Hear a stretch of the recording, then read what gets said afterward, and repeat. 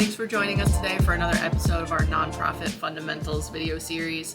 Today we want to talk a little bit about board committees. So you got asked to join a board, so now you are a board member, but now what's this thing called board committees and why do we need them? So we wanted to touch a little bit on that today, give you a general overview of some common nonprofit board committees and why they're needed. So you're on the board, and every board member has a different skill set. It's kind of important for boards to have different people from different perspectives, different skills, different walks of life. So when boards get to a certain size and organizations are a certain size, it's really important to start divvying up responsibilities of the board. You don't want each board meeting to be talking in depth on all these different areas. Instead, you really want these committees to have other meetings where they discuss matters in depth and then bring those conversations and what was discussed to the full board. And that's really kind of the purpose of these committees, kind of more in-depth conversations with the right personnel, right board members who have that skill set, and then bring those conversations to everyone else for conversation. Mm-hmm. It lets that group really take a deeper dive and bring those thoughts back to the full committees, the full board. And it just makes everything run a lot smoother. You don't want to get bogged down in the details. You want those committees to get bogged down in those details and then bring it to a high level for the full board. Okay. So what kind of committees are there? All right. Well, one of the first ones to touch on is an executive committee. So an executive committee has the authority to act in between the full board meetings. They're going to touch on some higher level and important topics for the organization and kind of really see overall the operations within the organization. I guess the best way to think of the executive committee, it's like the C-suite of the board. Mm-hmm. It's the board president, vice president, treasurer. It's all the voted on positions of the board all have this committee where they have a little higher authority. Mm-hmm. Next, you'll have a finance committee or an audit committee. So I feel like that's an easy one. Adam and I, being CPAs and accountants, we meet with finance and audit committees regularly. You don't have to have an audit committee in addition to a finance committee. So a lot of times we see a finance committee that's going to oversee any audits for the organization. They don't always have a separate audit committee in addition to the finance one. Right. It really depends on the organization, how large it is, and is that really needed? Sometimes I've seen where it's the audit committee is a subcommittee of the finance committee, so then you got committees of committees. When would you say an audit committee is really necessary? I would say for a larger organization that undergoes different types of audits.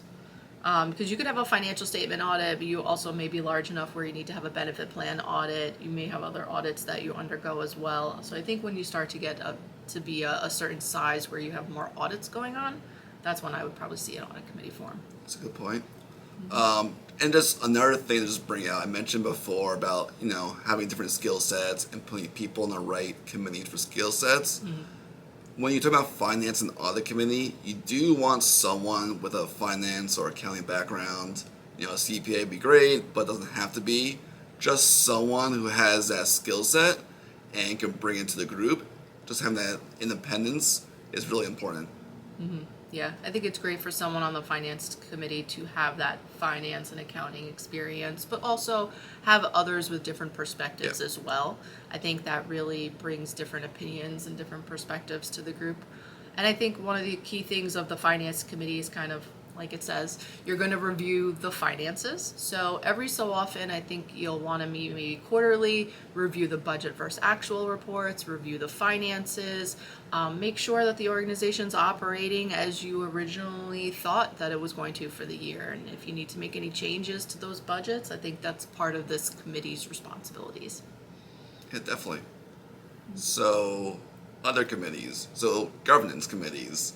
So this is a committee where they're in charge essentially of recruiting new board members. That's one of their responsibilities. Finding new board members, interviewing them, seeing they're the right fit for the board and for the organization, Do they have a skill set that maybe is missing on the board? Maybe you want someone with an HR background, so the governance committee will seek out someone with that HR qualifications, and now you have someone like that on the board. They also overlook other, policies, procedures of the board, whether that's bylaws. They review term limits. They're kind of the, I don't want to say like the administrative side of things, but they're the ones kind of dealing with all the different policy procedures and those kind of matters. Governance. Okay, governance. So another type of committee you may see is a fundraising or a development committee, or you may even have a separate special events committee. So a lot of nonprofits hold events throughout the year, so you may consider having a special events committee, or a fundraising and development committee is just going to help support the overall fundraising strategy for the organization, make introductions, be a big promoter of the organization, really help support you in whatever you need in your fundraising strategies. So I will say, so whether or not you're on a fundraising or development committee, every board member should have responsibility to fundraise for the organization. That's regardless if you're on that committee or not. But yeah, the fundraising development committee kind of just oversight over the development, the director of development or others within the organization. How are they doing? What's coming up? How are things going with grants, contributions? As April mentioned with special events, where are things with that? And kind of just providing any additional support they can provide. Yeah, maybe getting involved in the annual report that goes out each year, Right. reviewing the content, participating in that. So a number of different things to help support the organization's fundraising. Definitely. So those are just some of the most common board committees that we see. The key, I think, to any successful committee is having a mix of skills, different perspectives. You want to make sure that the committee is engaged and interested in being there and participating. I think it's just really one of those things that helps you have goals and a deeper dive into that particular area for the organization. And I think it really helps an organization's mission continue forward. So, question for you now. Do you think people should rotate among the committees?